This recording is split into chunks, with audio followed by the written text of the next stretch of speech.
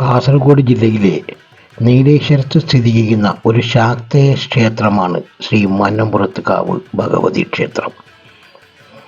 തികച്ചും കൗളമാർഗത്തിലാണ് നിത്യപൂജ ചെയ്യുന്നത്. മാടായിക്കാവിലെ തിരുവർക്കാട്ട് ഭഗവതി തന്നെയാണ് മന്നംപുറത്തുകാവിലെ സാക്ഷാൽ കാവിലമ്മ. നമസ്കാരം, ഞാൻ ജയമോഹനാണ്. ഇന്ന് ഞാൻ നീലേശ്വരം മന്നംപുറത്തുകാവിലാണ് ഉള്ളത്. ദയവായി നിങ്ങൾ ഈ വീഡിയോ അവസാനം വരെ കാണണം. ഉത്തര മലബാറിലെ ഏറ്റവും പ്രധാനപ്പെട്ട കലശോത്സവങ്ങളിൽ ഒന്നായ ശ്രീ മന്നംപുറത്തുകാവിലെ കലശോത്സവം, അതിലെ തെയ്യക്കാഴ്ചകളും ഈ വീഡിയോയിൽ വിശദമായി ഉൾപ്പെടുത്തിയിരിക്കുന്നു. അതിനാൽ സ്കിപ്പ് ചെയ്യാതെ കാണണം. വീഡിയോ ഇഷ്ടപ്പെട്ട ലൈക്ക് ചെയ്യാനും ഷെയർ ചെയ്യാനും മറക്കരുത്. അതുപോലെ നിങ്ങൾ ആദ്യമായിട്ടാണ് എൻ്റെ വീഡിയോ കാണുന്നതെങ്കിൽ ഒന്ന് സബ്സ്ക്രൈബ് ചെയ്യാനും കൂടെ ആ ബെൽ ബട്ടൺ കൂടി ഒന്ന് അമർത്തി ഞാൻ അപ്ലോഡ് ചെയ്യുന്ന എല്ലാ വീഡിയോകളുടെയും നോട്ടിഫിക്കേഷൻ ആദ്യമേ തന്നെ ലഭിക്കുന്നതിന് അത് ഉപകാരപ്പെടും. ഈ വീഡിയോ മറ്റുള്ളവരിലേക്ക് ഷെയർ ചെയ്യാനും നിങ്ങളുടെ വിലയേറിയ അഭിപ്രായം കമൻറ്റ് ബോക്സിൽ രേഖപ്പെടുത്താനും മറക്കരുത്. പോകാം വീഡിയോയിലേക്ക്. ഭട്ടാരക പൂജാരികൾ നിത്യപൂജ ചെയ്യുന്ന കേരളത്തിലെ പ്രശസ്തമായ ശാക്തേയ ക്ഷേത്രമാണ് ശ്രീ മന്നംപുറത്തുകാവ്. അള്ളട സ്വരൂപ രൂപീകരണവുമായി ബന്ധപ്പെട്ട് മന്നോൻ എന്ന ദുഷ്പ്രഭുവിനെ വധിച്ച് മോക്ഷം കൊടുത്ത് മന്നനോട് പൊറുത്ത കാവ് എന്നും, മന്നനെ വധിച്ച് കാവിനെ പുറത്തേക്ക് എറിഞ്ഞതിൽ നിന്ന് മന്നനെ പുറത്താക്കിയ കാവ് എന്നതിൽ മന്നൻ പുറത്ത് കാവ് എന്നും രണ്ട് പക്ഷമുണ്ട് ഈ പേര് വന്നതിന് പിന്നിൽ. മന്നൻ എന്ന ദുഷ്പ്രഭു ശക്തനും ദുർദേവതകളുടെ ഉപാസകനുമായിരുന്നു. അങ്ങനെ അഹങ്കാരിയും ദുഷ്ടനുമായി തീർന്ന മന്നൻ്റെ ചെയ്തികളിൽ പൊറുതിമുട്ടി ജനങ്ങളും നീലേശ്വരത്തെ പ്രമുഖ ജന്മിമാരായ എറുവാട്ട് അരമന കാരണവന്മാരും കൂടി മന്നോൻ്റെ സഹോദരനായ അള്ളോനെ കണ്ട് സങ്കടം പറഞ്ഞു.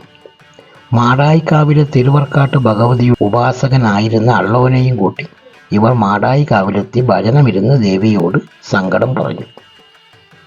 ഒരു ഉച്ച പൂജയ്ക്ക് ശേഷം മാടായിക്കാവിലമ്മ ഇവരോടൊപ്പം നീലേശ്വരത്തേക്ക് പുറപ്പെട്ടു.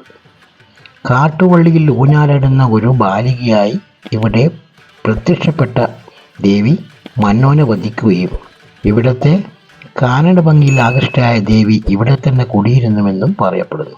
വളരെയധികം സന്തുഷ്ടരായ ഇറവാട്ട് അരമന കാരണവന്മാർ അവരുടെ ഭൂസ്വത്തുക്കൾ ആയ ഈ പ്രദേശ ക്ഷേത്രം പണിയാൻ വിട്ടുകൊടുക്കുകയും ക്ഷേത്രം പണിയുകയും ചെയ്തു. ദേവി നിലകൊണ്ട സ്ഥലം ഇപ്പോഴും ഈ ക്ഷേത്രത്തിന് പടിഞ്ഞാറ് ഭാഗത്തുള്ള ചെറിയൊരു പള്ളിയറയിലുണ്ട്. ഇപ്പോഴും ഈ ക്ഷേത്രത്തിൽ നടത്തിവരുന്ന എല്ലാ പൂജാതി കാര്യങ്ങളും അവിടെയും നടത്തിവരുന്നു. ക്ഷേത്രത്തിൽ നടക്കുന്ന കലശോത്സവം ഏറെ പ്രസിദ്ധമാണ്. മന്നംപുറത്ത് കാവിലെ കലശം കഴിഞ്ഞാൽ വടക്കേ മലബാറിലെ തെയ്യക്കോലങ്ങളുടെ പരിസമാപ്തി എന്നാണ് ചരിത്രം. നീലേശ്വരം മന്നംപുറത്ത് കാവിലെ കലശം തുടങ്ങുന്നത് കാഞ്ഞങ്ങാട് മടിയൻകൂരത്തെ കലശം കഴിഞ്ഞ ആ ദിവസം തന്നെയാണ്. ഈ ക്ഷേത്രവുമായി ബന്ധപ്പെട്ട നാനാജാതി മതസ്ഥരും മാരാർ സമുദായം, തീയ സമുദായം, നായർ സമുദായം, വണ്ണാൻ സമുദായം, വേല സമുദായം എന്നിവർ അന്നേ ദിവസം ഇവിടെ ഒത്തുചേരുകയും പ്രധാനമായി 4 കോലങ്ങളാണ് ഇവിടെ ഉള്ളത്. കാവിലമ്മ അഥവാ തിരുവർക്കാട്ട് ഭഗവതി, മടിയൻ ക്ഷേത്രപാലകൻ, നടയിൽ ഭഗവതി, കൈക്കോളൻ ദൈവം, ഇങ്ങനെ 4 തെയ്യം. ഈ 4 തെയ്യത്തിനും 4 അവകാശികളാണ് ഉള്ളത്.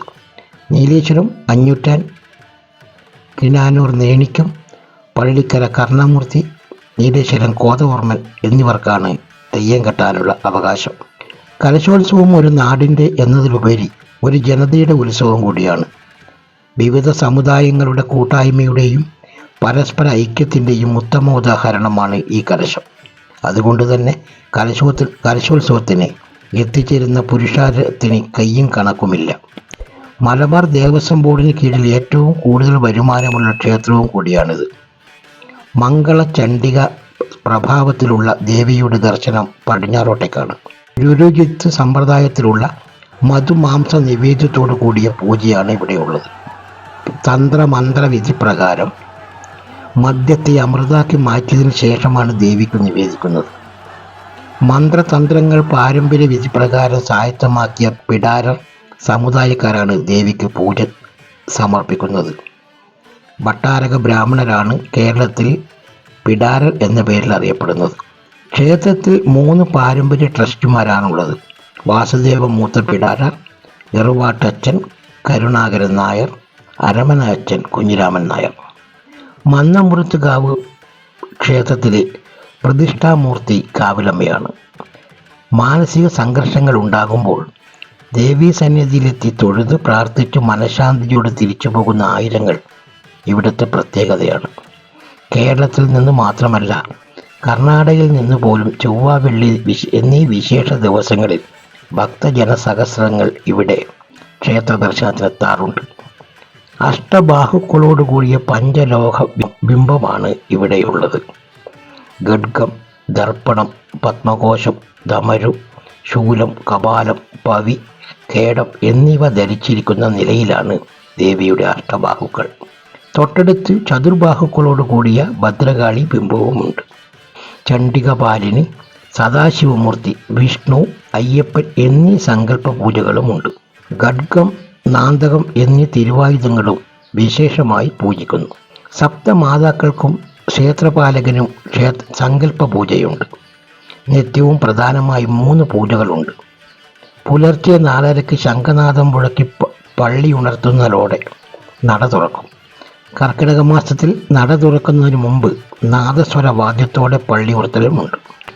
ഉഷപൂജ, ഉച്ചപൂജ, അത്താഴപൂജ എന്നിവയാണ് പ്രധാന പൂജകൾ. ദേവിക്ക് നിത്യവും ചാർത്താനുള്ള പൂമാലകൾ രാവിലെ തളിയിൽ നീലകണ്ഠ ക്ഷേത്രത്തിൽ നിന്നാണ് എത്തിക്കുന്നത്. ഉച്ചക്കുള്ള വലിയ പൂജ അഥവാ മഹാപൂജ വളരെയധികം പ്രത്യേകതയുള്ളവയാണ്. പൂജയ്ക്ക് മുമ്പായി കാളിമാത്ര എന്ന താന്ത്രിക വാദ്യ സമർപ്പണവുമുണ്ട്. നിത്യപൂജയ്ക്ക് നിവേദ്യത്തിനുള്ള കലശം തീയ സമുദായത്തിൽപ്പെട്ട വടക്കേ കളരിക്കാരാണ് എത്തിക്കുന്നത്. പട്ടുടുത്ത് ശിരസിൽ കലശം നിറച്ച പാത്രവും വലത് കൈയിൽ ചൂരൽ വടിയുമായി കലശം വടക്കേ നടയിൽ എത്തിക്കുന്നത് വടക്കേ കളരിക്കാരാണ്. എന്നാൽ വർഷത്തിൽ കലശ ദിവസം മാത്രം ഈ അവകാശം തെക്കേ കളരിക്കാർക്കാണ്. മറ്റു ക്ഷേത്രങ്ങളിൽ നിന്ന് വ്യത്യസ്തമായി ഇവിടെ ക്ഷേത്ര പ്രദക്ഷിണം പാടില്ല എന്നതൊരു പ്രത്യേകതയാണ്. എന്നാൽ പൂരം, കലശം, വിഷു ദിവസങ്ങളിൽ പ്രദക്ഷിണമാകാം. ചുറ്റമ്പലത്തിന് വടക്കുഭാഗം ഭദ്രകാളി, ഭൈരവിമാരുടെ പ്രതിഷ്ഠയുള്ളതിനാലാണ് പ്രദക്ഷിണത്തിന് വിലക്ക് കൽപ്പിച്ചിരിക്കുന്നത്. ക്ഷേത്രത്തിൽ പ്രധാനമായി 4 ഉത്സവങ്ങളാണ് ആഘോഷിക്കുന്നത്: കലശം, പൂരം, വൃശ്ചികപ്പാട്ട്, മകരപ്പാട്ട്. ഇതിൽ കലശോത്സവം ഏറെ പ്രസിദ്ധമാണ്. ഇടവ മാസത്തിലാണ് കലശോത്സവം. കാഞ്ഞങ്ങാട് മടിയൻ ക്ഷേത്രപാലക ക്ഷേത്രത്തിലെ കലശനാളിലാണ് ഇവിടെ നടയിൽ പ്രാർത്ഥന നടത്തി കലശ ചടങ്ങുകൾ ആരംഭിക്കുന്നത്. അന്ന് തെക്ക് വടക്ക് കളരിനാഥന്മാരും കോലധാരികളും ക്ഷേത്രത്തിൽ സന്നിഹിതരായിരിക്കും.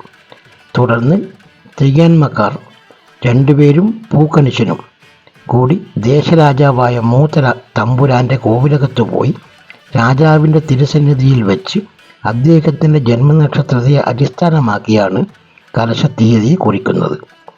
ഈ വിവരം തെയ്യാൻമാക്കാർ ക്ഷേത്രത്തിലെത്തി മൂത്ത പിടാരരെയും തെക്ക് വടക്ക് കളരിയിൽ ചെന്ന് സ്ഥാനീയരെയും കോലധാരികളായ അഞ്ഞൂറ്റാരെയും അറിയിക്കും. കലശോത്സവം 3 ദിവസങ്ങളിലാണ് ആഘോഷിക്കുന്നത്. ആദ്യ ദിനം അകത്തെ കലശമാണ്.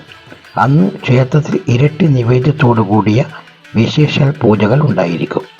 പുറത്തെ കലശമാണ് പ്രധാനം. മടിയൻകൂലം ക്ഷേത്രത്തിൽ അകത്തെ കലശം ചൊവ്വ, വെള്ളി, ഞായർ എന്നീ കൊടി ആഴ്ചകളിൽ ആഘോഷിക്കുമ്പോൾ മന്നംപുരത്തുകാവിൽ പുറത്തെ കലശമാണ് കൊടിയാഴ്ചകളിൽ നടക്കുന്നത്.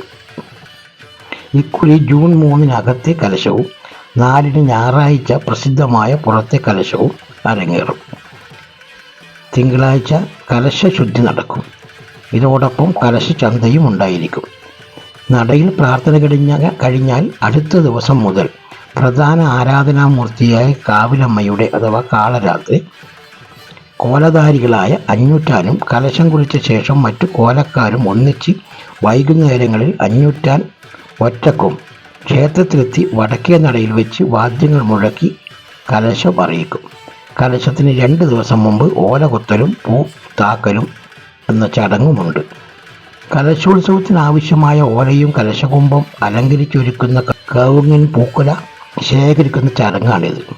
ജൂൺ 4 ഞായറാഴ്ച നടക്കുന്ന പുറത്തെ കലശത്തിന് രാവിലെ പന്തീരടി പൂജയോടെ തുടക്കം കുറിക്കും. അതോടൊപ്പം അഞ്ഞൂറ്റാൻ വടക്കേ കളരി സന്ദർശിച്ച് ക്ഷേത്രത്തിലേക്ക് പുറപ്പെടും. തുടർന്ന് വടക്കേ കളരിയിൽ നിന്ന് കലശകുംഭം ക്ഷേത്രം വടക്കേ നടയിൽ എത്തിക്കും. പന്തീരടി പൂജയ്ക്ക് ശേഷം എല്ലാ കോലധാരികളും വാദ്യഘോഷങ്ങളോടെ തോറ്റം ചൊല്ലി നടയിൽ പ്രാർത്ഥന നടത്തും. തീയ സമുദായ അംഗങ്ങൾ ഓലകൊത്തൽ ചടങ്ങിന് കൊത്തിയ ഓലകൾ ആർപ്പ് വിളികളോടുകൂടി കൊണ്ടുവന്ന് മാടത്തിന് മുകളിൽ മറുപന്തൽ ഒരുക്കും. തുടർന്ന് കൂറ്റൻ കലശകുംഭങ്ങൾ കവുങ്ങിൻ പൂക്കുല, തെച്ചി തുടങ്ങിയ പൂക്കൾ കൊണ്ട് അലങ്കരിച്ചെടുക്കും. തെക്ക് വടക്ക് കളരികളിൽ നിന്ന് കലശം നിറച്ച മൺപാനികൾ ശിരസിലേറ്റി വ്രതശുദ്ധരായ സ്ത്രീകൾ ക്ഷേത്രത്തിലെത്തിച്ച് കലശപാത്രത്തിൽ നിറക്കും. ഇതോടൊപ്പം മൂകയ സമുദായക്കാരുടെ കടിഞ്ഞിക്കടവ് ആര്യക്കര ഭഗവതി ക്ഷേത്രത്തിൽ നിന്ന് സൈനികരുടെ അകമ്പടിയോടെ മത്സ്യക്കോവകൾ ക്ഷേത്രത്തിലെത്തിക്കും. 7 വീതം പുഴ മത്സ്യങ്ങൾ കോർത്ത 7 കോവകളാണ് ഘോഷയാത്രയായി കൊണ്ടുവരുന്നത്. ഇതിൽ ഒരു മത്സ്യക്കോവ ദേവിക്കുള്ളതാണ്. രാത്രി അത്താഴ പൂജയ്ക്ക് കറിവെച്ച മത്സ്യം നിവേദിക്കും. അവശേഷിക്കുന്ന മത്സ്യക്കോവകൾ പാരമ്പര്യ ട്രസ്റ്റിമാരായ മൂത്തോർ, എറുവാട്ടച്ചൻ, അരമന അച്ഛൻ എന്നിവർക്കും തെക്ക് വടക്ക് കളരിക്കാർക്കും അഞ്ഞൂറ്റാനും അവകാശപ്പെട്ടതാണ്. ഉച്ചക്ക് വലിയ പൂജയോടനുബന്ധിച്ച് പാതാളമാത്ര എന്ന താന്ത്രിക വാദ്യവും ഉണ്ടായിരിക്കും. പ്രസന്ന പൂജയ്ക്ക് ശേഷം നട തുറന്ന ഉടനെ പൂക്കണിശൻ വ്രതശുദ്ധിയോടെ തൃക്കൈക്കുടൽ സത്യക്കല്ലിന്മേൽ വച്ച് കൊടിയിലയിൽ തുമ്പപ്പൂവും ഉണക്കലിരിയും കൊടുത്ത് തിരുമുടി ഉയരുന്നതിനുള്ള മുഹൂർത്തം കുറിക്കും. തുടർന്ന് തെയ്യക്കോലധാരികൾ വാദ്യഘോഷത്തോടെ ക്ഷേത്ര പ്രദക്ഷിണം വച്ച ശേഷം തിരുമുടികൾ ശിരസിലേറ്റ് ക്ഷേത്രം വലം വയ്ക്കും. ക്ഷേത്രത്തിൻ്റെ വലതുഭാഗത്ത് വെച്ച് എറുവാട്ടച്ചൻ വാളും പരിചയും കോലധാരികൾക്ക് എടുത്തു കൊടുക്കും. കാവിലമ്മയുടെ തിരുമുടി ഉയർന്ന ശേഷം വടക്കേ കളരിക്കാരുടെ കലശത്തട്ടും ക്ഷേത്രപാലകന്റെ തിരുമുടി ഉയർന്ന ശേഷം തെക്കേ കളരിക്കാരുടെ കലശത്തട്ടും ചുമലിലേറ്റിയ പുരുഷാരത്തെയും തെയ്യത്തെയും വലം വയ്ക്കും. കാളരാത്രി, നടയിൽ ഭഗവതി, ക്ഷേത്രപാലകൻ കൈക്കോളൻ എന്നീ തെയ്യങ്ങൾ ആയിരങ്ങൾക്ക് അനുഗ്രഹാശിസുകൾ നൽകി ക്ഷേത്രമുറ്റത്ത് നൃത്തം വയ്ക്കും. പുണ്യദർശനവും മഞ്ഞൾ പ്രസാദവുമായി ഭക്തജന സഹസ്രങ്ങൾ കാവിൻ്റെ പടിയിറങ്ങുന്നതോടെ ദേവീദേവന്മാരുടെ തിരുമുടി താഴും. ഒപ്പം ഈ ആണ്ടിലെ ഉത്സവങ്ങൾക്ക് തിരശീല വീഴും. ദേവിക്ക് നിത്യവും മധുമാംസത്തോടൊപ്പം ചെറുപയറാണ് നിവേദിക്കാറുള്ളതെങ്കിലും കലശ ദിവസം മുതിരയാണ് നിവേദിക്കുന്നത്. ആചാര പദവി ലഭിച്ച കോലക്കാരാണ് ദേവീദേവന്മാരുടെ തിരുമുടി അണിയുന്നത്. വേലൻ വണ്ണാൻ സമുദായത്തിൽപ്പെട്ട PV സുരേഷ് ബാബു അഞ്ഞൂറ്റാൻ കാളരാത്രിയുടെയും പ്രസാദ് കണ്ണമുറത്തി നടയിൽ ഭഗവതിയുടെയും രാജീവൻ നേണിക്കും ക്ഷേത്രപാലികൻ ഈശ്വരൻ്റെയും തിരുമുടി ശിരസിലേറ്റും. മലയ സമുദായത്തിലെ ഗോദവർമ്മനാണ് കൈക്കോളൻ തെയ്യം അരങ്ങിലെത്തിക്കുന്നത്. കാളരാത്രിയുടെയും നടയിൽ ഭഗവതിയുടെയും തിരുമുടികൾക്ക് 40 അടി ഉയരമുണ്ടായിരിക്കും. ഒറ്റ മരത്തിൽ നിർമ്മിച്ച ക്ഷേത്രപാലകന്റെ മുടിക്ക് 11 കോൽ ഉയരമുണ്ടാകും. ഭാരക്കൂടുതൽ കാരണം പച്ചമുളകൾ കൊണ്ട് തിരുമുടി താങ്ങി നിർത്തിയാണ് തെയ്യം അരങ്ങിലെത്തുന്നത്. കലശോത്സവത്തിൻ്റെ 3-ാം നാളായ തിങ്കളാഴ്ച കലശശുദ്ധി ദിവസമാണ്. ക്ഷേത്രം തന്ത്രി മയ്യിൽ ദിലീപ് വാഴുന്നവരുടെ കാർമ്മികത്വത്തിൽ വിശേഷാൽ പൂജകളും ശ്രീഭൂതബലിയും നടക്കും. ഇതോടൊപ്പം കലശ ചന്തയും ഉണ്ടായിരിക്കും. പ്രാചീന കാലങ്ങളിലെ കലശ ചന്ത വളരെ പ്രസിദ്ധമായിരുന്നു. ഗതാഗത സൗകര്യങ്ങൾ പരിമിതമായിരുന്ന കാലത്ത് ഒരു വർഷത്തേക്ക് ആവശ്യമായ സാധന സാമഗ്രികൾ കലശച്ചന്തയിൽ നിന്നായിരുന്നു ഗ്രാമീണ ജനത വാങ്ങിയിരുന്നത്. കലശമിഠായിയും പാളത്തുപ്പിയും ഒണ്ടോംപൊടിയും ചന്തയിലെ ഇഷ്ട വിഭവങ്ങളായിരുന്നു. എന്നാൽ ഇന്ന് കലശമിഠായിക്ക് മാത്രം മാറ്റമൊന്നുമില്ല, ബാക്കിയെല്ലാം വിസ്മൃതിയിലാണ്. നന്ദി, നമസ്കാരം. ഈ വീഡിയോ അവസാനം വരെ കണ്ട് നിങ്ങൾക്കെല്ലാവർക്കും എന്നാൽ നന്ദി രേഖപ്പെടുത്തുകയാണ്. വീഡിയോ ഷെയർ ചെയ്യാനും ലൈക്ക് ചെയ്യാനും മറക്കരുത്. കൂടെ സബ്സ്ക്രൈബ് ചെയ്യാനും മറക്കരുത്.